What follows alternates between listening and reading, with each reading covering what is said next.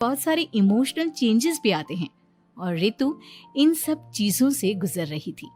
इसीलिए कई बार वो बहुत परेशान हो जाती थी। उसे बार बार बहुत मुश्किलों का सामना करना पड़ रहा था।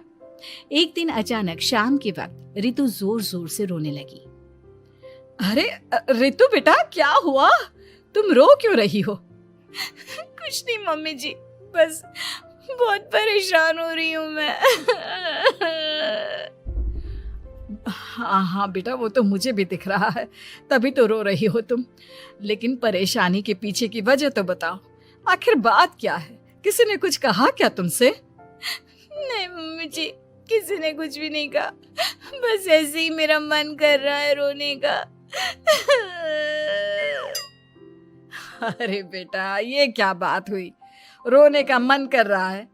अरे तुम माँ बनने वाली हो, अगर इस तरह रहोगी ना तो बच्चा भी रोने वाले नेचर का पैदा होगा। तो फिर मैं क्या करूं मम्मी जी? मुझे बता अपने दिल की बात, मेरे साथ शेयर कर कि क्या परेशानी है।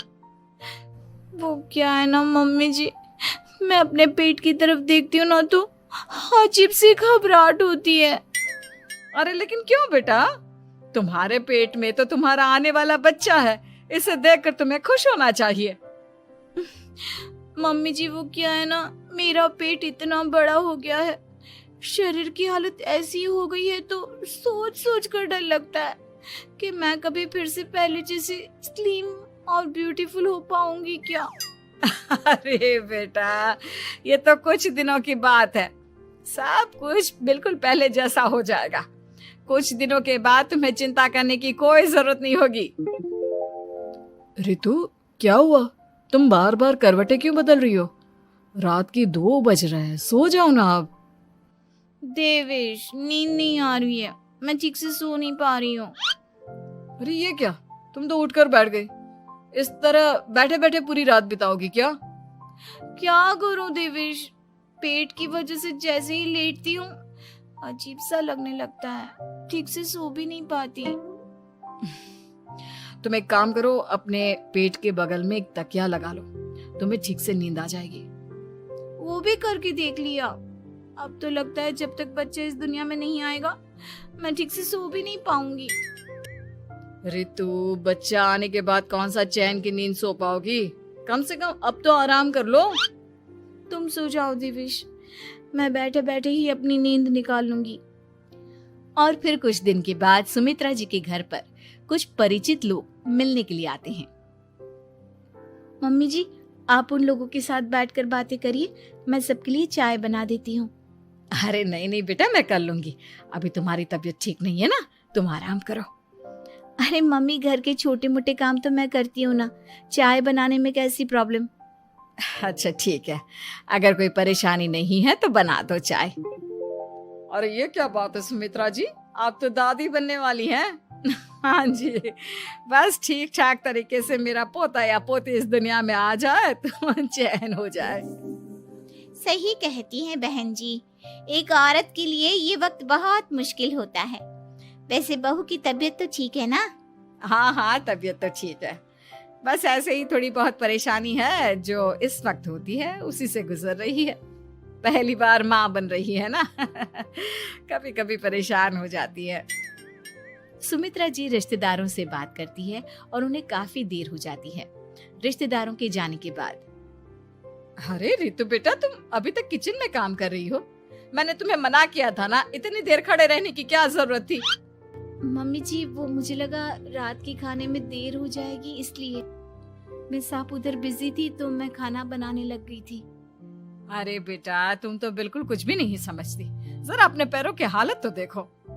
हाँ मम्मी जी, मुझे भी ना पैरों में बहुत भारीपन लग रहा है। ये भारीपन नहीं है, ज्यादा देर खड़े रहने की वजह से तुम्हारे पैरों में सूजन आ गई है। आप कमरे में जाकर आराम करो, चलो। और सुनो, अपने पैरों के नीचे ना तकिया लगा लेना, सर के नीचे मत लगाना, ठीक है? अपने कमरे में जाने के बाद, यार ये प्रेगनेंसी भी कितनी अजीब चीज है, कभी रोने का मन करता है, कभी हंसने का। घर में सब मुझे बहुत प्यार करते हैं, लेकिन प्रेगनेंसी की जो प्रॉब्लम्स मैं फेस कर रही हूँ वो मैं किसी को नहीं समझा सकती।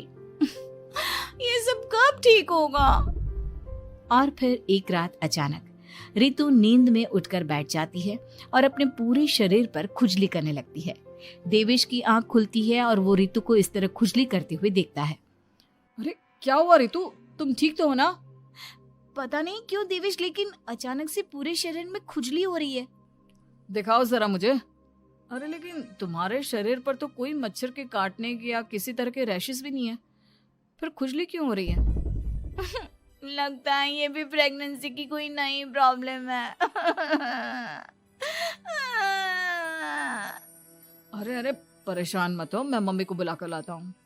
सुमित्रा जी के आने के बाद, अरे क्या बात है बेटा, इस तरह क्यों खुजली कर रही हो? अचानक से क्या हो गया तुम्हें? मम्मी जी ऐसा लग रहा है जैसे सर से पैर तक पूरे बदन में मच्छरों ने काट लिया हो। अरे लेकिन इसमें रोने की क्या बात है, चुप हो जा, सब ठीक हो जाएगा। हाँ, मैं बहुत परेशान हो गई हूँ। बस अब जल्दी से बच्चा इस दुनिया में आ जाना चाहिए ताकि मुझे इन सारी प्रॉब्लम से मुक्ति मिले। ऐसा नहीं कहते रितु, माँ बनना तो दुनिया की सबसे बड़ी खुशखबरी है और ये सारी परेशानियां तो सबके साथ होती है।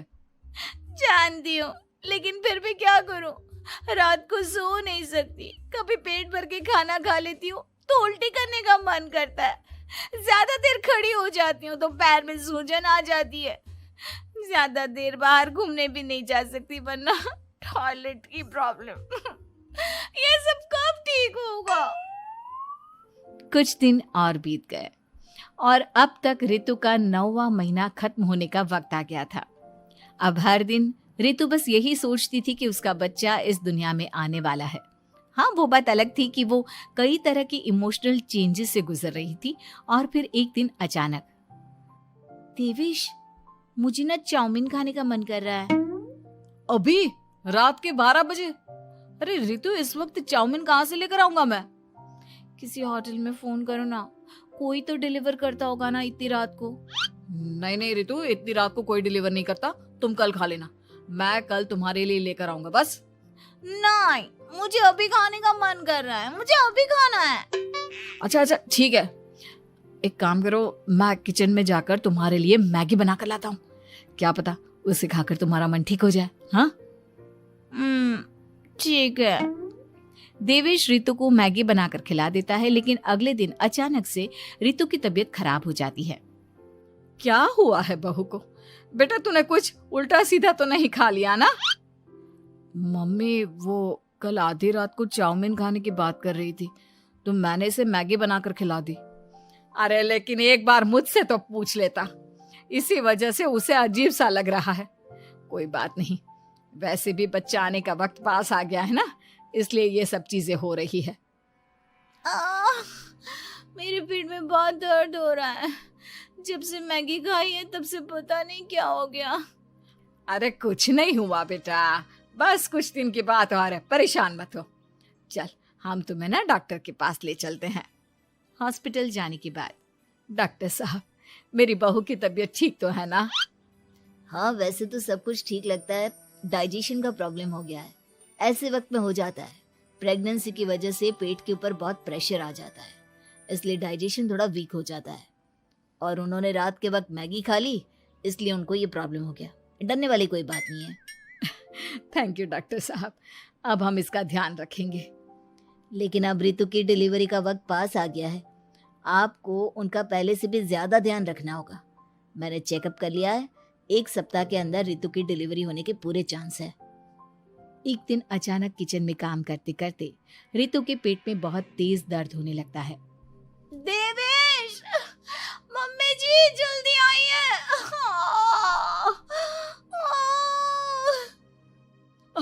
अरे क्या हुआ बहू, क्या हुआ तुम्हें?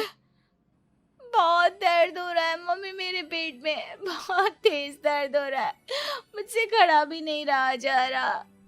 इधर आ जाओ रितु, मैं तुम्हें बेड पर लिटा देता हूँ, सब ठीक हो जाएगा। बेटा मुझे लगता है इसकी डिलीवरी का वक्त पास आ गया है, अब हमें रितु को हॉस्पिटल ले जाना होगा। वैसे भी डॉक्टर ने कहा था कि 1 सप्ताह के अंदर डिलीवरी कभी भी हो सकती है। मुझे बहुत दर्द हो रहा है। ऐसा लग रहा है जैसे मैं मर जाऊंगी। प्लीज मुझे बचा लो देवेश। अरे रितु घबराओ मत, ऐसा कुछ नहीं होगा। हॉस्पिटल पहुंचने के बाद आप जल्दी से रितु को एडमिट करवा दीजिए और आप लोग बाहर वेट करिए। नहीं, मुझे बहुत दर्द हो रहा है।